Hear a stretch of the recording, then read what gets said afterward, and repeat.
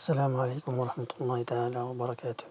موعد مباراة المنتخب الوطني المغربي ونظيره المنتخب الكونغو الديمقراطية ضمن الجولة الرابعة من دور المجموعات لكأس إفريقيا للاعبين المحليين 2025.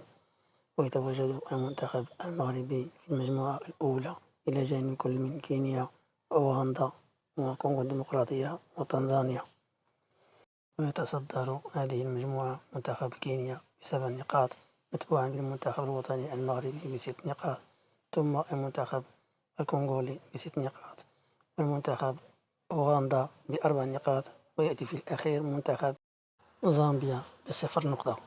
ستجرى هذه المقابلة يوم الأحد 17 أغسطس 2025 على الساعة 1 بتوقيت المغرب، تونس والجزائر، والساعة 3 بعد الزوال بتوقيت السعودية، مصر والعراق.